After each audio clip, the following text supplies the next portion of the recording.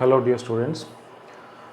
Our today's topic is VI characteristic of simple diode, and if time allows we will study about Zener diode. So let's start.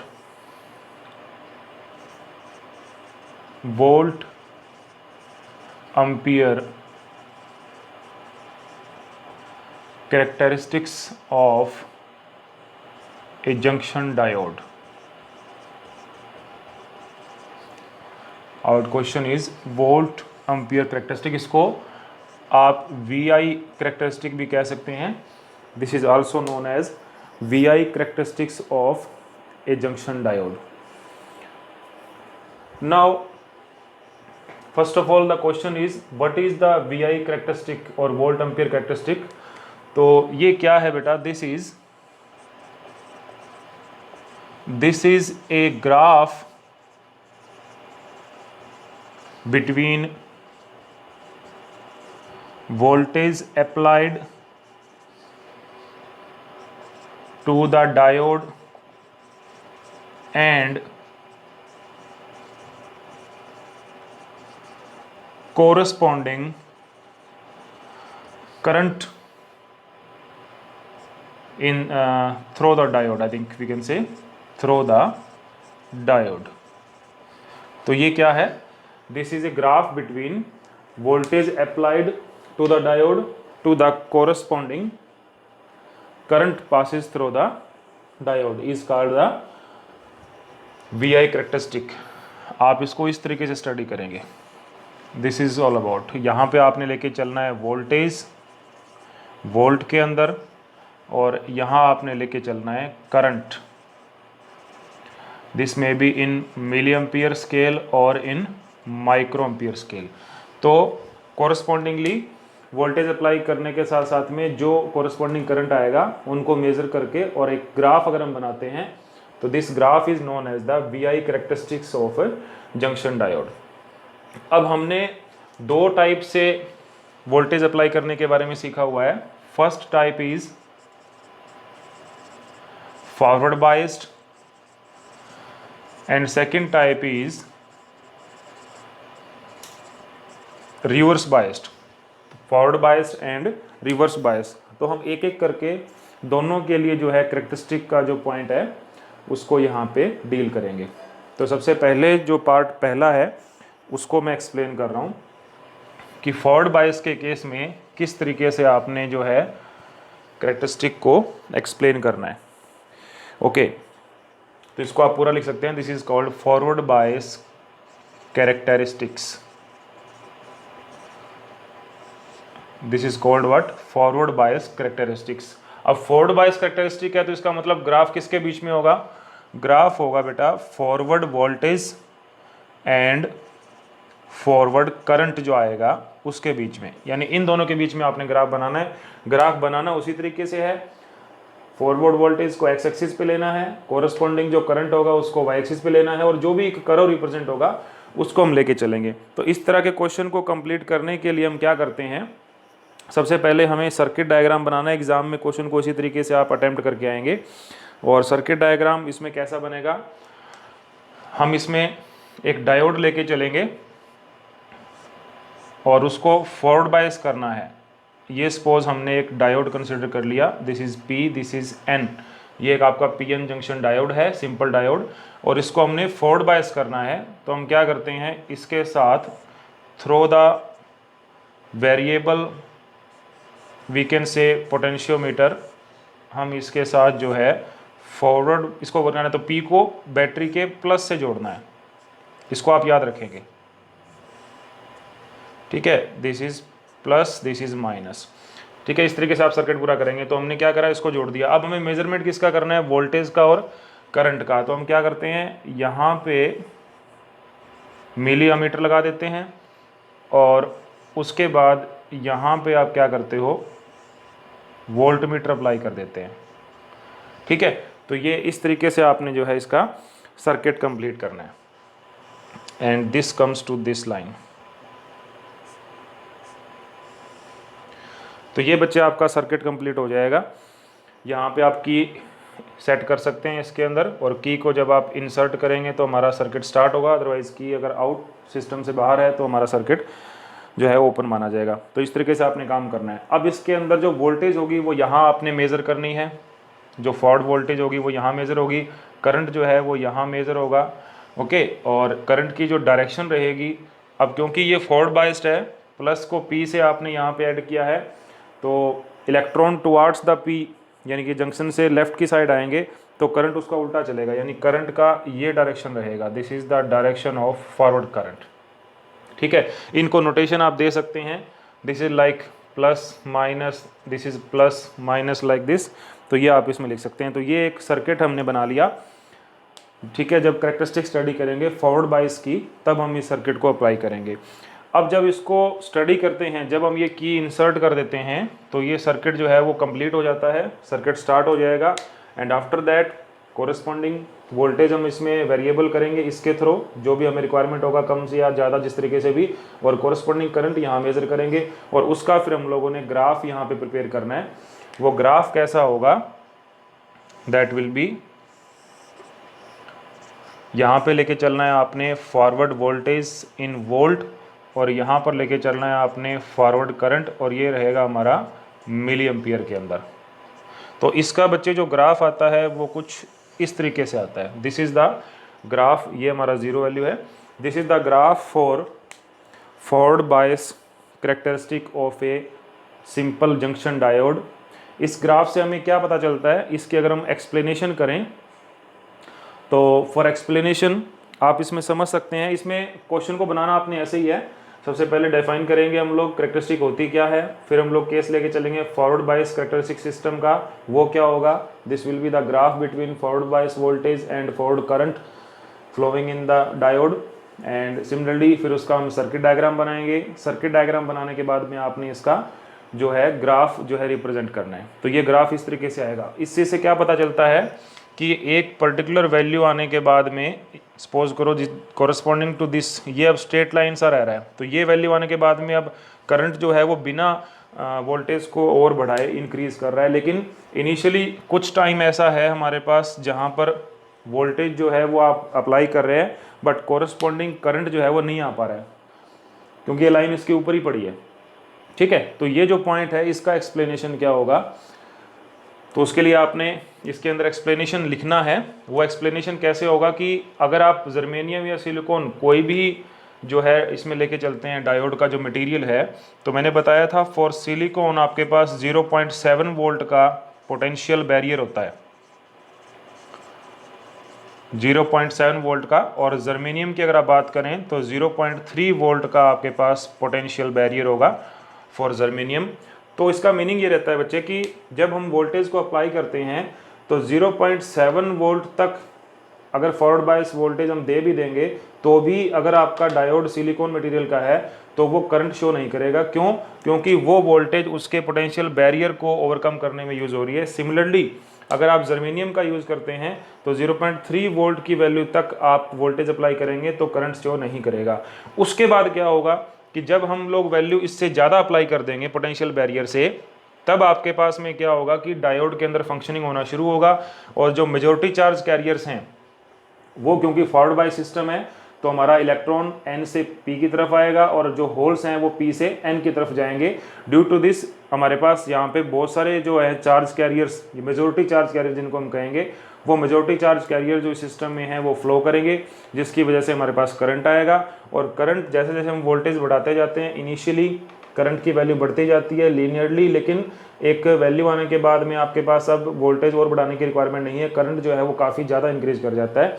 तो ये इसका characteristic है। इस तरीके से forward bias characteristic की value को आप लिख सकते हैं एग्जाम में, ठीक है। तो ये हमारे पास इसमें रहेगा। तो ये तो एक पार्ट हुआ कि जब डायोड को आप फॉरवर्ड बायस करते हैं तब उसकी करेक्टरिस्टिक जो है वो किस तरीके से एक्सप्लेन होकर आती हैं, उसका हमारे पास डिटेल है। अब जो सेकंड केस है वो जनरली इससे ज़्यादा इंपॉर्टेंट है, जिसमें हम लोग रिवर्स बायस करेक्टरिस्टिक को डिस्कस करते हैं। Now second case is reverse bias characteristics.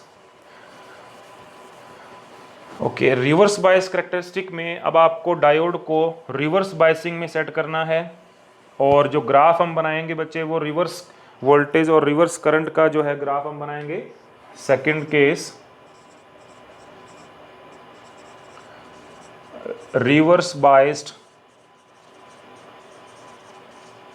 Characteristics, reverse bias characteristic. अब ग्राफ किसके बीच में बनेगा?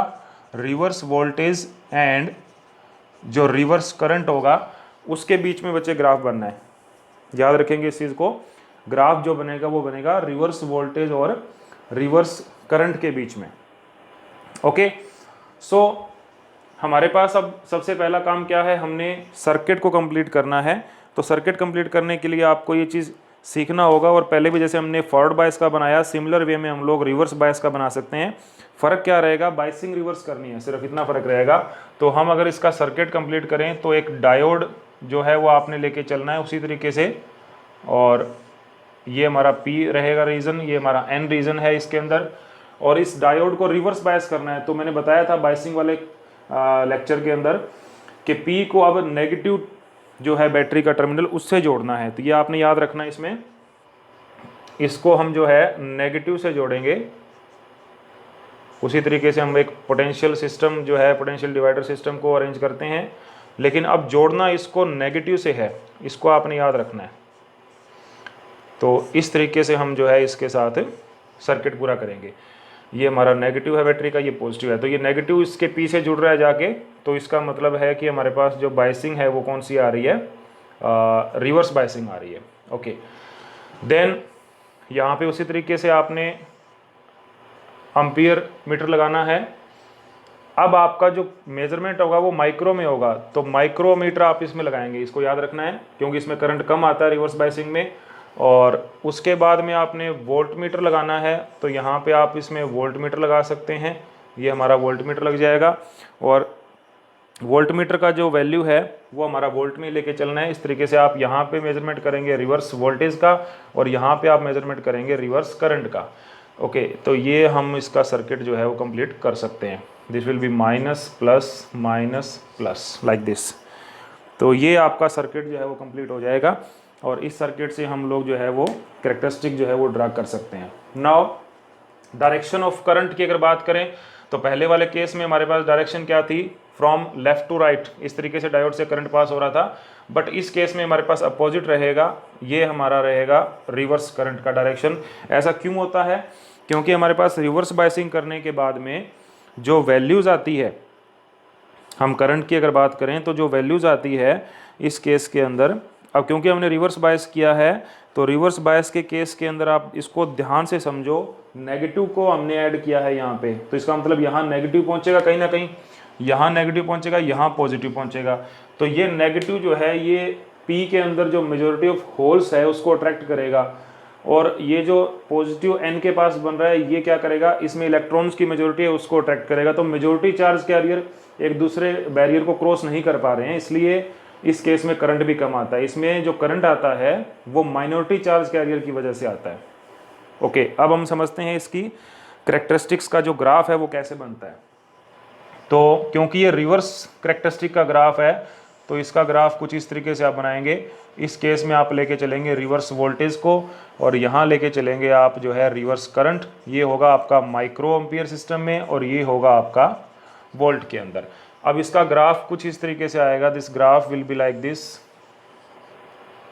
And this value is corresponding to VZ। इसको एक्सप्लेन हम करते हैं VZ। तो ये हमारा यहाँ पे रहेगा graph, characteristic graph of the reverse bias system of a simple PN junction diode. अब इसका एक्सप्लेनेशन क्या है? एक्सप्लेनेशन को इसको समझते हैं। इनिशियली क्या होता है, जब हम लोग काफ़ी ज़्यादा वैल्यू तक भी देखो वोल्टेज अप्लाई कर रहे हैं इस केस के लिए, बट कोरस्पॉन्डिंग करंट जो है वो बहुत कम आ रहा है। ऐसा क्यों है? मैंने बता दिया, क्योंकि इस केस में आप लोग क्या करते हो? रिवर्स बायसिंग करते हो, जिसकी वजह से माइनॉरिटी चार्ज कैरियर रिस्पॉन्सिबल होते हैं करंट को फ्लो करने के लिए, मेजॉरिटी चार्ज कैरियर इस केस में नहीं होते हैं। सो बाय हमारे पास यहाँ करंट कम आता है। बट एक टाइम ऐसा आता है जब वोल्टेज कोरस्पॉन्डिंग जो इंक्रीज हम कर रहे थे उसको करते करते एक टाइम ऐसा आता है जब करंट जो है वो एकदम से बढ़ता है। ये पीक को और अच्छा हम बना सकते हैं। दिस विल बी, ये इस तरीके से भी हो सकती है और अच्छा आइडियल अगर ग्राफ को बनाया जाए तो आप इसमें समझेंगे। तो ये जो वैल्यू हमारे पास इस तरीके से इतनी अब्रप्टली इंक्रीज कर रही है, हम कह सकते हैं यहाँ पे corresponding to this V Z current is abruptly increased,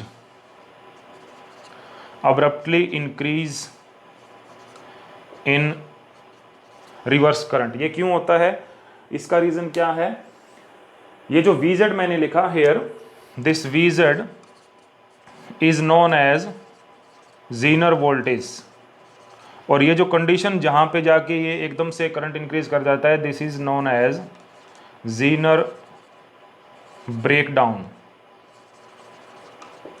this is known as Zener breakdown. ये स्पेशल वर्ड यूज किया यहाँ पे, जीनर ब्रेकडाउन।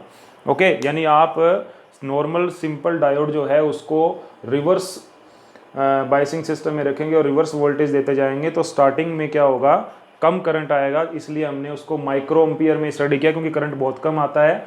बट जैसे जैसे हम लोग इंक्रीज करते जाते हैं उसके बाद में करंट की जो वैल्यू है वो इंक्रीज करती जाती है, और एकदम से जब हम लोग पहुंचते हैं जीनर वैल्यू के ऊपर, इसको जीनर ब्रेकडाउन रीजन बोलते हैं, जीनर ब्रेकडाउन के पॉइंट पे पहुंचते हैं तो एकदम से करंट जो है वो बढ़ जाता है। इसको एवलांचे भी कह सकते हैं। हमारे पास दो रीज़न होते हैं इसको एक्सप्लेन करने में, और वो दोनों हम लोग अभी एक्सप्लेनेशन में ले लेते हैं कि किस तरीके से यह मैकेनिज्म बनता है कि करंट जो है वो एकदम से यहाँ पे बढ़ जाता है। तो उसके बेटा दो तरीके हैं, there are two method of mechanism explanation. First is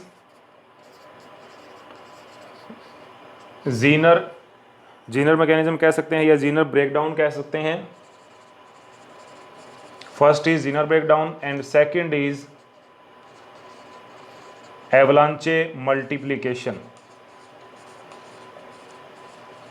second is avalanche multiplication.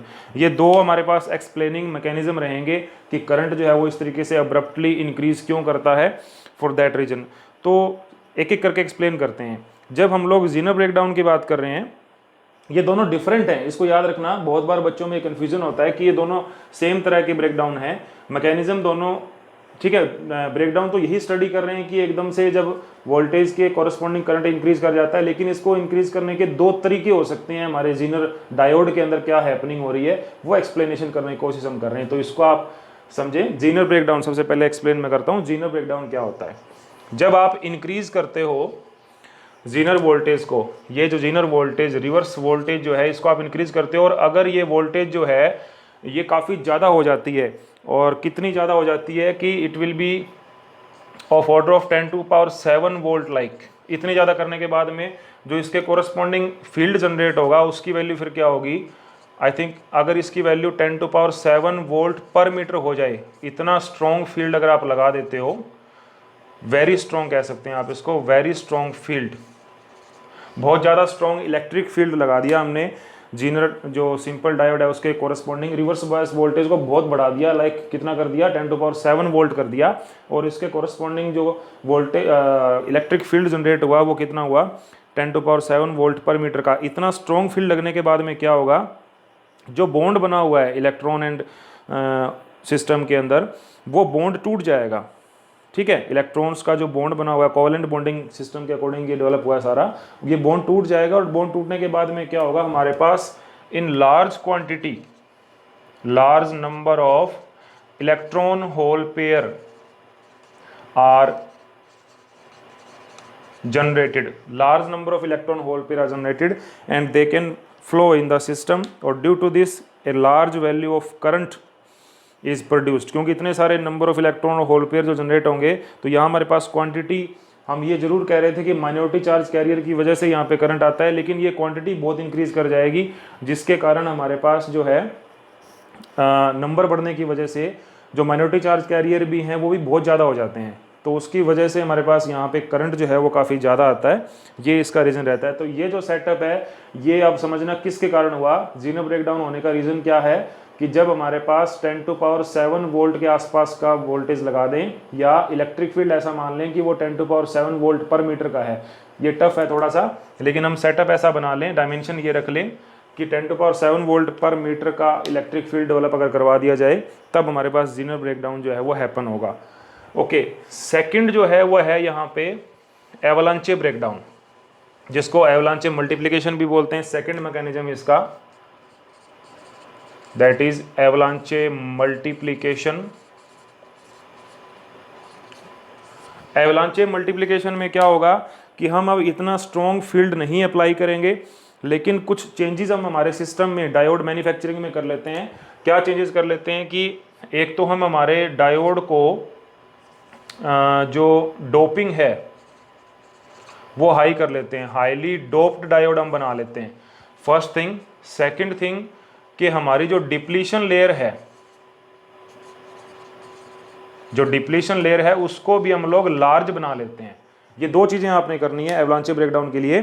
क्या करना है, हमारे डायोड को जो है वो डोप्ड कर लेते हैं, हाईली डोप्ड कर लेते हैं, बट इसमें हाईली डोप्ड नहीं करेंगे, इसको हम करेंगे lightly doped. It should be of lightly doped. Highly doped से कंसंट्रेशन का अलग सिस्टम बनेगा। If the diode is lightly doped and if the depletion layer is very of large value, तो हमें ज़्यादा स्ट्रॉन्ग फील्ड लगाने की ज़रूरत नहीं है। हमारे सिस्टम में क्या होगा, जब हम लोग ज़्यादा स्ट्रॉन्ग फील्ड अप्लाई नहीं भी करेंगे तो भी हमारे पास जो है वो ब्रेकडाउन आ जाएगा। देखो, अगर ज़्यादा फील्ड अप्लाई नहीं करेंगे तो जीनो ब्रेकडाउन नहीं आएगा। कौन सा ब्रेकडाउन आएगा, एवलांचे मल्टीप्लिकेशन ब्रेकडाउन आएगा। इसमें क्या होता है, जब हम लोग इस लार्ज साइज़ के डिप्लीशन लेयर के साथ में वोल्टेज अप्लाई करते हैं तो जो माइनॉरिटी चार्ज कैरियर्स हैं, these charge carriers are flowing in the system. Depletion layer में ये मूव करेंगे और ये क्या करेंगे, जो एटम्स हैं हमारे सब्सटेंस यानी कि जिससे सिलिकॉन से जर्मेनियम से बनाया, उसके साथ कोलाइड करेंगे एटम्स के साथ। और एटम्स के साथ कोलाइड करने के बाद में क्या होगा, वहाँ पे जो इनका जो बैलेंस इलेक्ट्रॉन्स हैं, कोलिजन जो होगा हमारे पास एटम्स के साथ में, बॉन्ड ब्रेक हो जाएंगे, कोवलेंट बॉन्ड जितने भी हैं वो ब्रेक हो जाएंगे। और वही कंडीशन फिर रिपीट हो जाएगी कि large number of electron hole pair जो हैं वो यहाँ पे प्रोड्यूस होते हैं। और ये जो large number of electron hole pair जो हैं, इनको हम अगेन जो है वो एक्सेलरेट कर लेते हैं जो हमारे पास चार्ज कैरियर थे उनकी वजह से, और फर्दर कोलिजन चलता रहता है। तो ये एक मल्टीप्लिकेशन के जैसी प्रोसेस बन जाती है। इनिशियली क्या होगा, एक माइनॉरिटी चार्ज कैरियर फ्लो कर रहे थे डिप्लीशन लेयर के अंदर, वो एटम्स के साथ कोलाइड करेंगे और उससे क्या होगा, इलेक्ट्रॉन होल पेयर जनरेट होंगे। उसके बाद में वो अगेन फिर कोलाइड करेंगे, फिर इलेक्ट्रॉन होल पेयर जनरेट होंगे, और एनर्जी इनको क्योंकि वोल्टेज हमने अप्लाई कर रखा है मिलती रहती है, जिसकी वजह से ये एक मल्टीप्लिकेशन के through electron hole pair generate करते रहते हैं और बहुत सारी क्वांटिटी में हमारे पास इलेक्ट्रॉन होल पेयर जनरेट हो जाते हैं। और ये फिर क्या करेंगे, एक एवलांचे मल्टीप्लिकेशन जैसा एक सिस्टम बनाएंगे और यहाँ पे बहुत सारा करंट जो है वो सिस्टम में फिर इस वोल्टेज के ऊपर पहुँचने के बाद आपको मिल जाएगा। तो ये बेटा दो जो हैं वो रीज़न हो सकते हैं हमारे पास कि किस तरीके से एवलांचे और जो है जीनर ब्रेकडाउन आपको स्टडी करना है। ओके, बट इस डायोड की एक ड्रॉबैक भी है कि ये जो डायोड है, सिंपल डायोड, रिवर्स बायस में जीनर ब्रेकडाउन रीजन में आने के बाद में ब्रेक हो सकता है या डैमेज हो सकता है, या हम ये कहें कि इसको continuously for a large number of, या कह सकते हैं हम large number of time use नहीं कर सकते। यानी याद रखना है आपने, पीएन जंक्शन डायोड जो है, simple diode, is not used for long time in Zener breakdown region। In Zener breakdown region क्यों? क्योंकि ये डैमेज हो जाता है, इट विल बी डैमेज्ड। ये डायोड जो है वो इस सिस्टम में आने के बाद में क्या होगा, डैमेज हो जाएगा। तो इस कमी को या ड्रॉबैक को ओवरकम करने के लिए फिर क्या करना है, जीनर डायोड डेवलप करना है। ये हम कह सकते हैं इसके अंदर इसका जो अल्टरनेट है वो हमारे पास क्या होगा, जीनर डायोड होगा। Zener diode, Zener diode is a type of special, हम कह सकते हैं it is a special type of diode. और इसकी खास बात क्या है, स्पेशल टाइप इसको क्यों बोला, ये एक ऐसा टाइप है जिसको आप कंटिन्यूसली जीनर रीजन के अंदर यूज़ कर सकते हैं विदाउट एनी डैमेज। जो नॉर्मल डायोड में डैमेज हो रहा था ज़्यादा यूज़ करने की वजह से, यानी लॉन्ग टाइम के लिए आप यूज़ ही नहीं कर सकते, तो जीनर डायोड बनाना है हमने, और वो डायोड स्पेशल डायोड होगा। It can be used, it is used for long time without any damage in diode. ठीक है, तो आप इसको ज़्यादा टाइम के लिए जो है यूज़ कर सकते हैं। तो ये जीनर डायोड की जो है खासियत है, ये इसकी हम कह सकते हैं एबिलिटी है। अब अगर बात करें करेक्टरिस्टिक्स की, तो क्योंकि इसको हमने रिवर्स बायस सिस्टम में यूज़ करना है, तो आपकी बुक में करेक्टरिस्टिक्स के बारे में सिर्फ इतना लिखा हुआ है कि वो रिवर्स बायस वाले सिस्टम के जैसी होगी, तो वैसे ही होगी। हम लोग यहाँ जीनर वोल्टेज यूज़ करेंगे, यहाँ पे हम लोग रिवर्स करंट लाइक, जैसे इसको कह सकते हैं आप रिवर्स वोल्टेज। तो इसका ग्राफ भी कुछ ऐसा ही आएगा, बट इसकी खास बात क्या रहती है कि ये इस जीनर वोल्टेज पे आने के बाद भी कॉन्टिन्यूसली फॉर लॉन्ग टाइम इसको आप यूज़ कर सकते हैं, ब्रेकडाउन रीजन के अंदर इसको यूज़ कर सकते हैं। और इसी वजह से ये जो डायोड है ये मैक्सिममली हम कह सकते हैं कि इस प्रॉपर्टी के कारण एक ऐसा बहुत ही अच्छा डिवाइस यूज़फुल बन जाता है। लाइक जैसे वोल्टेज रेगुलेटर की हम बात करें, ये इसकी एप्लीकेशन है जीनर की। It can be used as voltage regulator, ठीक है, ये इसका एप्लीकेशन है जीनर का। तो नेक्स्ट लेक्चर में हम लोग इसको स्टडी करेंगे कि जीनर डायोड को किस तरीके से वोल्टेज रेगुलेटर की फॉर्म में जो है आप यूज़ कर सकते हैं। तो स्टूडेंट्स, आज हमने स्टडी किया कि हमारे पास क्या करेक्टरिस्टिक्स हो सकती हैं सिंपल पीएन जंक्शन डायोड की। दो करेक्टरिस्टिक हमने स्टडी किया यहाँ पे, forward bias characteristics and reverse bias characteristics. Characteristics होती क्या हैं कि जब आप एक ग्राफ बनाते हैं अप्लाइड वोल्टेज और कोरस्पॉन्डिंग जो करंट आता है उसके बीच में, तो उसको हम लोग करेक्टरिस्टिक्स बोलते हैं डायोड का। और उसका जो दो तरीके से आप लोगों ने एक्सप्लेनेशन किया, फॉरवर्ड एंड रिवर्स का। फिर हमने एक देखा कि जो सिंपल डायोड है उसमें एक कमी है कि वो जीनर रीजन में जाने के बाद में लॉन्ग टाइम के लिए यूज़ नहीं हो सकता। उसको ओवरकम करने के लिए हमने क्या किया, एक जीनर डायोड प्रिपेयर किया, स्पेशल टाइप का डायोड है जो इस कमी को दूर करेगा, ओवरकम करेगा इससे। और उसकी करेक्टरिस्टिक्स वैसी ही होंगी। डायग्राम उसका बनाने के लिए, उसका सर्किट बनाने के लिए एज इट इज़ हमने काम करना है जैसा पहले किया, लेकिन इसमें क्या है कि ये डैमेज नहीं होगा, ये इंपॉर्टेंट है। तो इसको हम लोग नेक्स्ट लेक्चर में स्टडी करेंगे कि इसको वोल्टेज रेगुलेटर के फॉर्म में किस तरीके से यूज़ किया जा सकता है। Thank you students.